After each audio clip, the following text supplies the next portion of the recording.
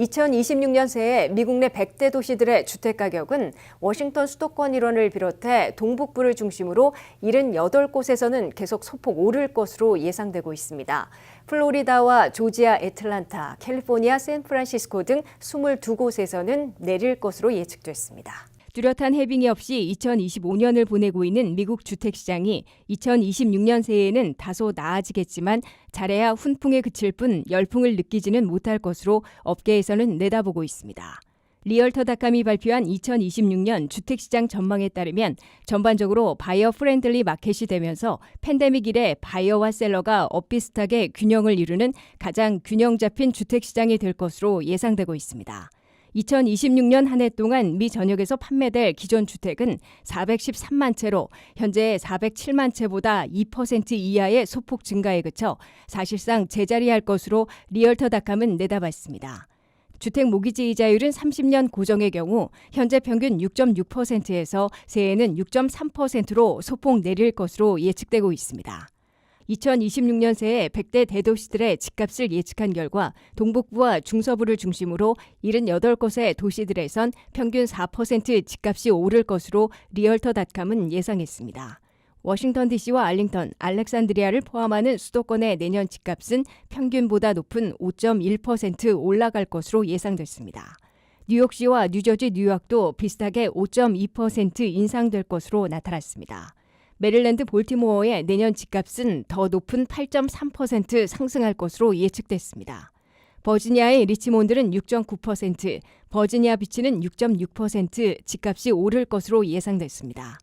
이에 비해 플로리다에선 8곳의 대도시들 중에 마이애미 한 곳만 집값이 1.1% 올라가는 반면 7군데에서는 모두 내릴 것으로 리얼터닷컴은 내다봤습니다. 조지아 애틀란타의 내년 주택가격도 0.1% 소폭 내릴 것으로 예상됐습니다. 노스캐롤라이나 랄리의 내년 집값은 3.7% 하락할 것으로 예측됐습니다. 서부에서는 집값 상승과 하락으로 희비가 엇갈릴 것으로 분석됐습니다. 로스앤젤레스는 1.8%, 샌디에고는 0.7% 오를 것으로 예측된 반면 샌프란시스코는 2.5%, 세크라멘토는 3.3%나 집값이 내릴 것으로 리얼터닷컴은 예상했습니다. 내년에 집값이 내릴 서부 지역 대도시들을 보면 시애틀은 0.3%, 피닉스는 2.3%, 덴버는 3.4% 하락할 것으로 리얼터닷컴은 내다봤습니다. 미국 내 50대 대도시들의 렌트비가 팬데믹 이래 5년 동안 평균 40% 이상 급등한 것으로 나타났습니다. 뉴욕시와 샌디에고, 마이애미 등이 가장 많이 올랐고 워싱턴 수도권 일원은 30% 정도 올라 23위를 기록했습니다. 미국 가구의 30%가 넘는 4,500만 가구의 렌터, 세입자들은 팬데믹 이래 매년 급등하는 렌트비 감당하기에 큰 어려움을 겪어온 것으로 확인됐습니다. 미국 내 50대 대도시들의 렌트비를 렌딩트리가 조사한 보고서에 따르면 2020년부터 2025년까지 5년간 대도시들의 렌트비는 원베드룸은 평균 41%, 투베드룸은 평균 37% 급등한 것으로 나타났습니다. 미국 50대 대도시들의 평균 렌트비는 원베드룸의 경우 $1,122에서 $1,578로 457달러, 41% 급등했습니다. 투베드룸의 경우 $1,353에서 $1,858로 505달러, 37.3% 올랐습니다. 50대 대도시들 중에서도 세입자들이 69%나 차지하고 있는 뉴욕시와 샌디에고, 마이애미 등에서 가장 많이 렌트비가 올랐습니다. 1위와 3위를 기록한 뉴욕시에선 원베드의 평균 렌트비가 $1,801에서 $2,655로 5년간 $854, 47.4%나 급등했습니다.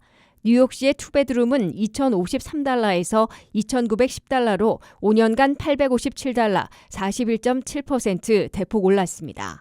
7위와 8위에 오른 애틀란타에선 원베드 렌트비가 $1,040에서 $1,660로 620달러, 59.6%나 폭등했습니다.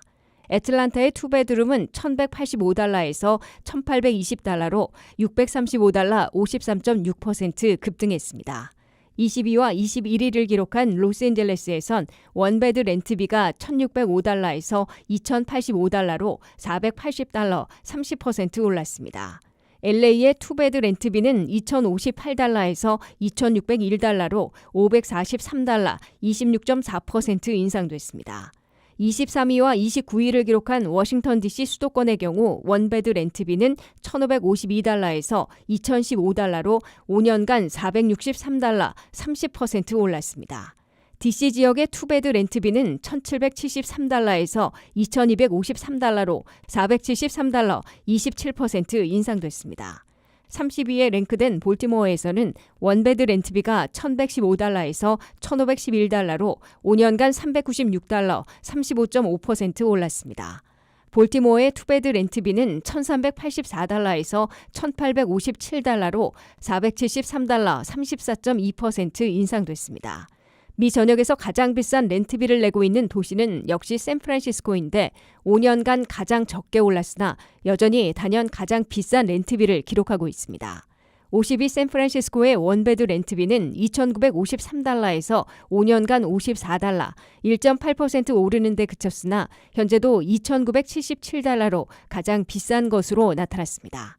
샌프란시스코의 투베드 렌트비는 3,553달러에서 5년간 51%, 1.4% 오르는 데 그쳤으나 현재 렌트비가 3,604달러로 최고치를 기록하고 있습니다. 미국의 PC 개인 소비 지출 물가가 악화되지 않은 것으로 발표돼 12월 기준금리 인하가 더욱 확실해지고 있습니다. 연방 셧다운으로 늦게 발표된 9월의 PC 물가는 2.8%로 전달보다 약간 올랐으나 연준이 가장 선호하는 코어 PC는 2.8%로 소폭 내려 추가 금리 인하의 여지를 열어준 것으로 해석되고 있습니다. 한면태 기자가 보도합니다. 미국의 두 가지 물가지수 가운데 연준이 선호하는 PC 개인 소비 지출 물가도 더 이상 악화되지 않은 것으로 발표돼 올해 마지막인 12월 10일 회의에서도 3연속으로 기준금리를 인하할 것으로 확실시되고 있습니다. 연방 셧다운으로 뒤늦게 발표된 9월의 PC 개인 소비 지출 물가는 전달보다는 0.3% 올랐으나 전년에 비하면 2.8%로 나타났다고 연방 상무부가 밝혔습니다. 변동이 심한 식품과 에너지 가격을 제외한 코어 PC, 즉 근원 개인 소비 지출 물가는 9월에 전달보다는 0.2% 오르는 데 그쳤고 전년보다는 2.8%로 8월보다 소폭 완화됐습니다. 미 전역에서 미국민 소비자들이 직접 지출한 물가인 PCE가 전체에서는 0.1포인트 올랐으나 근원에서는 0.1포인트 내려 악화되지는 않은 것으로 평가되고 있습니다. 9월 PC 물가에서 상품 가격은 0.5%나 올라 물가 불안이 우려됐으나 서비스 가격은 0.2% 오르는 데 그쳤습니다. 식품 가격은 0.4%, 에너지 가격은 1.7%나 올랐지만 연준이 더 주시하는 근원 물가는 덜 올랐습니다. 미국민들의 9월 개인 소득은 전달보다 0.4% 늘어난 반면 개인 지출은 0.3% 증가해 소득보다 덜 쓴 것으로 나타났습니다. 관세 여파에 따른 물가 불안이 악화되지는 않은 것으로 나타난 반면에 고용 악화를 더 우려하는 상황으로 해석되고 있습니다. 미국 중앙은행 연방준비제도는 최대 고용과 물가 안정을 양대 목표로 삼고 있는데 물가가 크게 흔들리지 않은 반면 고용은 불안한 롤러코스터 상황을 보이고 있어 3연속 기준금리 인하를 단행할 것으로 시사하고 있습니다. 연준은 올해 마지막 FOMC 공개시장위원회 정례회의를 10일에 마치면서 기준금리를 3연속으로 0.25포인트 더 내릴 것으로 예고되고 있습니다. CME그룹의 투자자들은 PC 물가지수 발표 후에도 12월 10일 기준금리를 0.25포인트 내릴 가능성을 87%로 동결 가능성 13%를 압도하는 전망을 그대로 유지하고 있습니다. 그럴 경우 미국의 기준금리는 9월과 10월, 12월까지 3연속으로 0.75포인트 내려 3.50 내지 3.75%까지 내려가게 됩니다. WKTV 뉴스 한면택입니다. 미국의 해고 태풍이 11월에는 다소 약해졌지만 11개월간의 해고자는 117만 명으로 전년보다 54% 급증한 것으로 나타났습니다. 월간으로 발표된 해고자들은 10월 15만 3천 명에서 11월에는 7만 1천여 명으로 반감됐지만 올 들어 전체 11개월 동안의 해고자들은 117만 명으로 기록적인 해고를 나타내고 있습니다. 미국의 해고 태풍이 11월에는 다소 수그러들었으나 올해 11개월간의 연간 해고는 여전히 기록적인 해고를 보여주고 있습니다. 미국에서 발표되는 해고를 집계하고 있는 챌린저 그레이의 11월 보고서에 따르면 11월 한 달 동안 발표된 해고는 7만 1,321명으로 나타났습니다. 이는 기록을 세웠던 10월에 15만 3,074명에서 절반 수준으로 5.3%나 줄어든 것입니다. 그러나 11월에는 역대 해고자들이 가장 적은 수준을 보이고 있습니다. 이 때문에 올 들어 1월부터 11월까지 11개월 동안의 해고 규모가 더 중시되고 있습니다. 챌린저 그레이는 올 들어 11월까지 11개월 동안에 발표된 해고자 합계는 117만 821명으로 집계됐다고 밝혔습니다. 이는 전년도 같은 기간에 76만 1,358명에 비해 54%나 급증한 것입니다.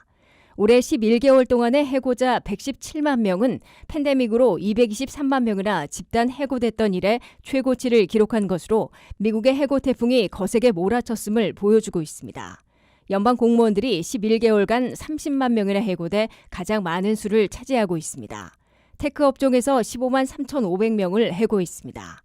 소매 업종에서 9만 2천 명을 줄였고 수송 저장 업종에서 9만 명이나 감원했습니다. 서비스 업종에서 6만 9,100명을 감원했고 버라이전을 중심으로 통신 업종에서 3만 8천 명, 식품 업종에서 3만 4천 명, 비영리 기구에서 3만 명을 해고했습니다. 미국 기업들과 업체들의 해고 사유로는 시장과 경제 상황 악화에 따른 해고가 11개월간 24만 5천여 명으로 가장 많았습니다. 그중에서 경영 악화로 문을 닫아 폐쇄에 따른 해고는 17만 8,500명을 차지했습니다. 구조조정이 12만 8천 명으로 나타났고 AI 인공지능 시대에 따른 감원이 5만 5천 명으로 분류됐습니다. 올 들어 11개월 동안 발표된 해고자들이 117만 명에 달했으나 같은 기간 채용된 미국인들은 50만 명에도 못 미친 것으로 챌린저 그레이는 지적했습니다. 미국 업체들은 11개월간 49만 7천 명을 채용해 전년보다 35%나 줄이면서 2011년 이래 최저치를 기록했습니다. 미국 경제에선 일자리가 안정되어야 미국민들이 돈을 벌어 쓸 수 있고 미국 경제 성장이 소비 지출에 의존하고 있어 해고 태풍은 소비 위축, 경기 냉각, 심하면 불경기로 악순환될 위험이 높아지게 되는 것으로 분석되고 있습니다. 미국민들의 가계부채 총액이 3분기 말 현재 18조 5,850억 달러로 더 늘어났으며 연체율도 1%대에서 3% 이상으로 급등한 것으로 나타났습니다.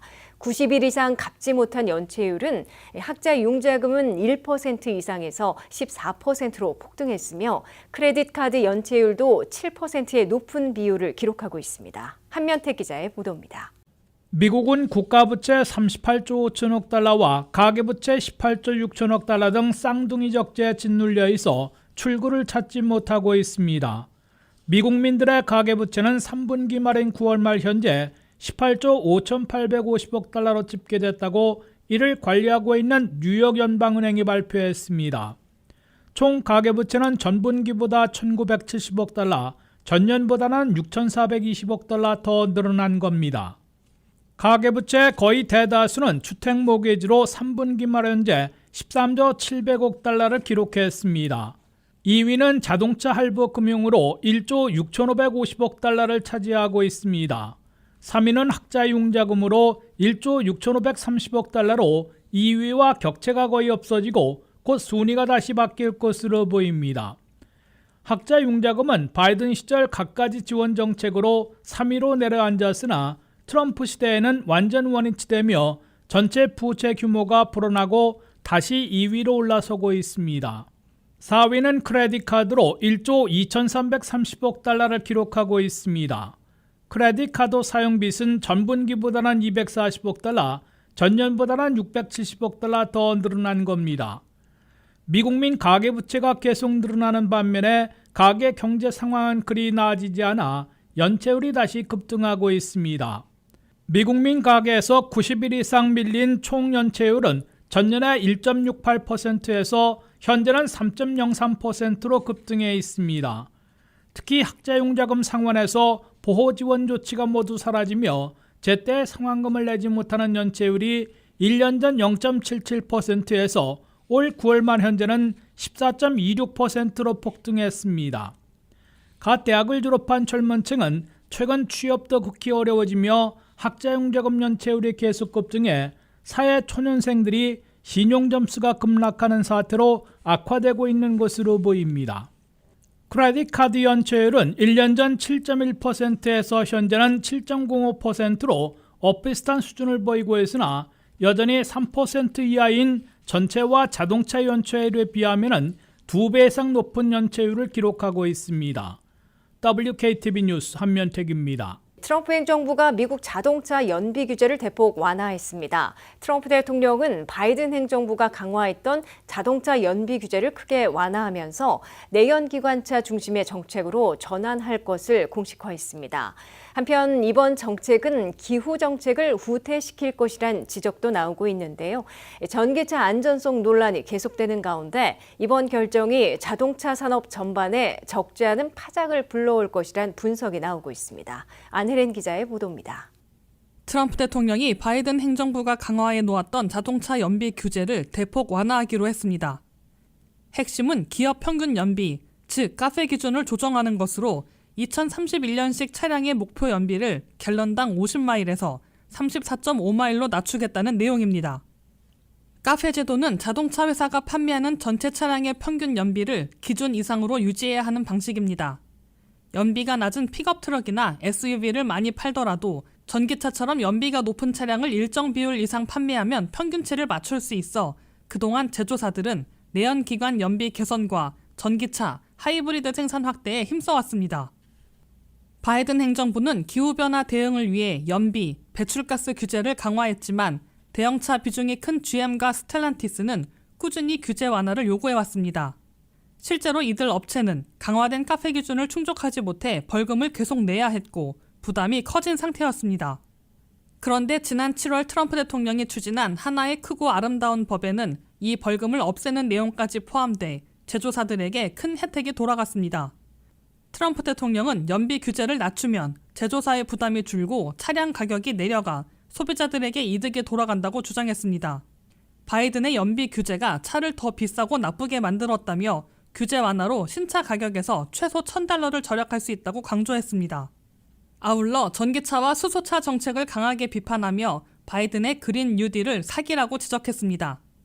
또 아시아 순방 당시 보았던 작은 경차들을 언급하며 귀엽고 실용적이었다고 말하고 미국에서도 이런 차량을 만들 수 있도록 규제를 풀라고 교통부 장관에게 지시했다고 밝혔습니다.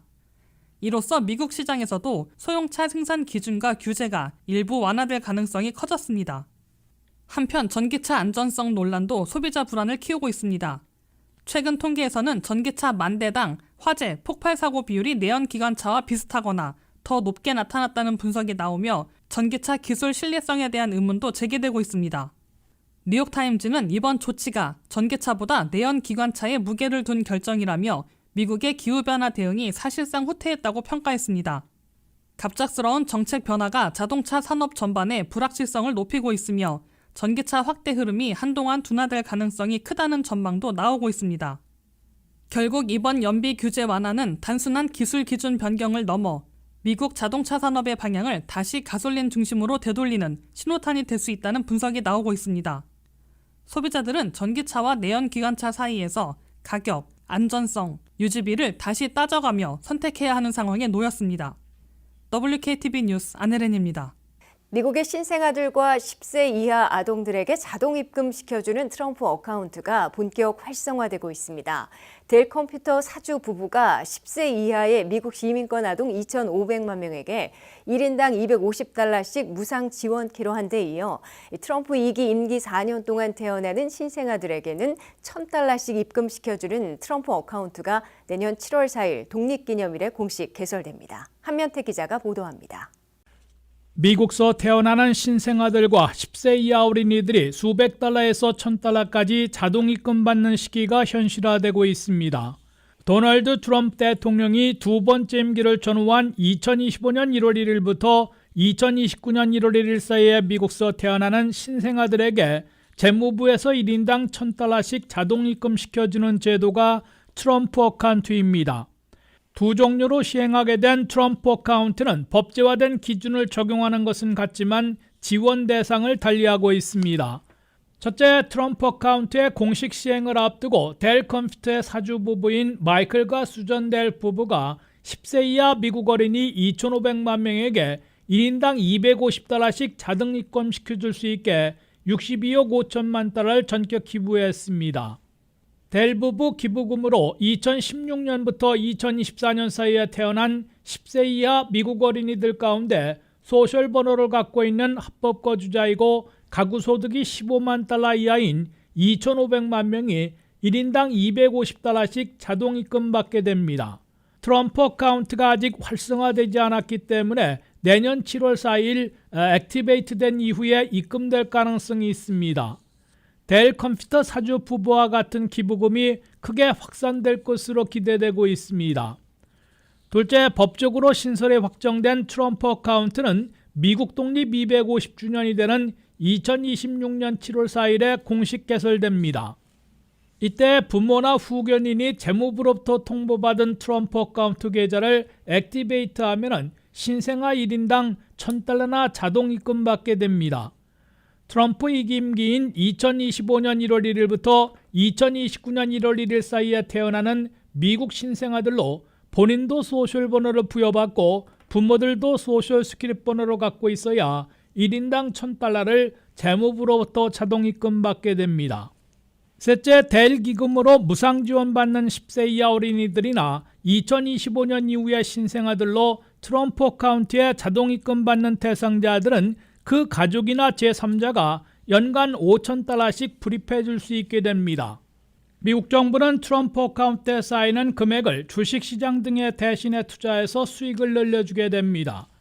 매칭 펀드로 미국 신생아나 어린이들이 성인이 된 후에 찾아 쓸 수 있는 인생 투자금으로 만들어 주겠다는 취지입니다. 넷째, 트럼프 어카운트에 입금되는 지원금은 아무 때나 마음대로 꺼내 쓸 수는 없고 18세 생일이 지난 후 전체에서 절반을 학비나 첫집 마련 다운페이먼트, 창업 등 지정된 목적으로 꺼내 사용할 수 있게 됩니다. 이어 25세에서 30세 사이에는 전액을 인출할 수는 있으나 승인받는 목적으로 사용할 수 있습니다. 30세가 넘으면 트럼프 어카운트에 있는 모든 돈을 꺼내 아무 곳에나 쓸 수 있게 됩니다. WKTV 뉴스 한면택입니다. 새해 2월 1일부터 리얼 아이디 없이 항공 여행을 하려면 $45의 새 수수료를 물게 됩니다. 리얼 아이디를 서둘러 마련하거나 국내선이라도 영주권 카드, 미국 여권 또는 여권 카드 등을 소지해야 새 신원조의 수수료를 물지 않게 됩니다. 5월 초부터 시행에 돌입한 리얼 아이디를 소지하지 않고 항공 여행에 나설 경우 새해 2월 1일부터는 새로운 $45의 수수료를 물게 됩니다. TSA 항공안전청은 2026년 2월 1일부터 리얼 아이디를 소지하지 않고 항공 여행에 나서는 국내선 승객들은 $45의 수수료를 물게 된다고 발표했습니다. $45의 새 수수료는 리얼 아이디를 소지하지 않은 항공 여행객들의 신분을 확인하는 절차에 드는 비용을 부과하는 것이라고 TSA는 설명했습니다. 리얼 아이디 없이 국내선 항공기를 탑승하려 할 경우 TSA의 컨펌 아이디 시스템으로 신원을 확인하는 절차를 밟게 되는데 시간도 걸리고 비용도 들어 수수료 $45를 부과하게 된 것이라고 TSA는 밝혔습니다.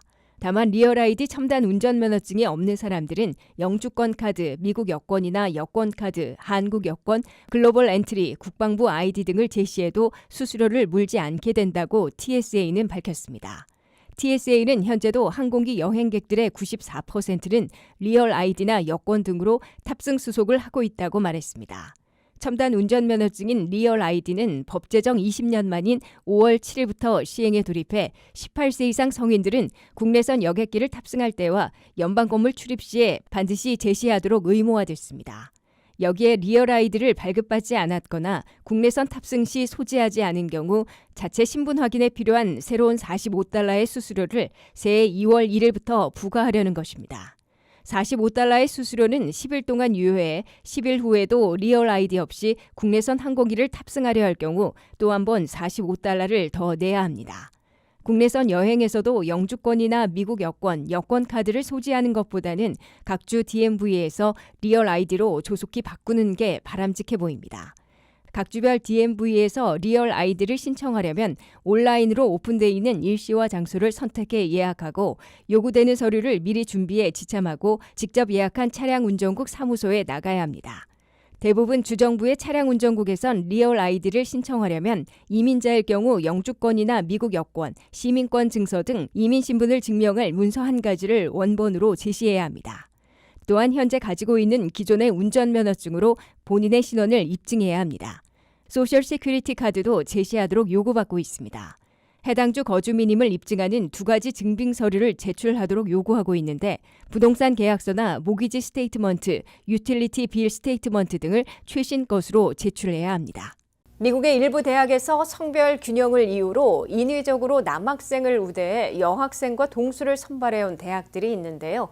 트럼프 행정부가 폐지를 주장하고 있는 다양성, 형평성, 포용성, 이른바 DEI 정책이 폐지되면 이들 대학에서 백인 남학생 지원자들이 누리고 있는 이점이 사라질 수 있다는 분석이 나왔습니다.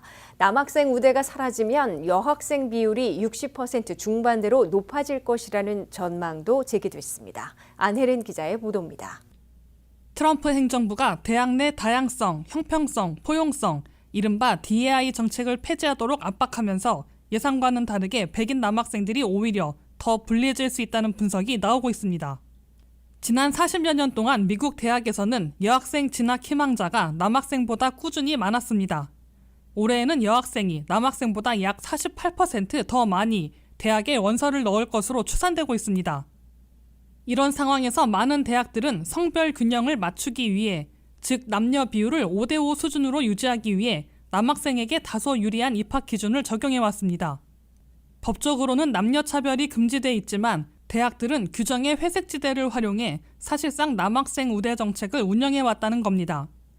대표적인 사례가 아이비리그 중 하나인 브라운 대학교입니다. 지난해 브라운대에는 신입생 1,700명 모집에 약 5만 명이 지원했는데 여학생 지원자가 남학생의 거의 2배에 달했습니다. 하지만 실제 합격자는 남녀가 거의 동일한 숫자로 선발됐고 그 결과 남학생 합격률은 7%, 여학생 합격률은 4.4%로 크게 차이가 났습니다. 그런데 최근 트럼프 행정부가 주요 대학들을 상대로 입학, 채용 과정에서 인종이나 성별을 고려하지 말라는 내용을 담은 협약을 요구하면서 상황이 달라질 수 있다는 전망이 제기되고 있습니다. 대학이 이를 수용하게 되면 지금까지 유지되어 온 성별 균형 맞추기 전략이 사라지게 되고 결과적으로 남학생, 특히 가장 규모가 큰 집단인 백인 남학생들의 합격률이 떨어질 가능성이 높다는 겁니다. 미국 교육협의회 테드 미첼 회장도 대학들이 결국 성별을 고려하지 않는 방향으로 갈 것으로 보인다며 남성, 특히 백인 남성이 갑자기 불리해지는 아이러니한 상황이 벌어질 수 있다고 분석했습니다.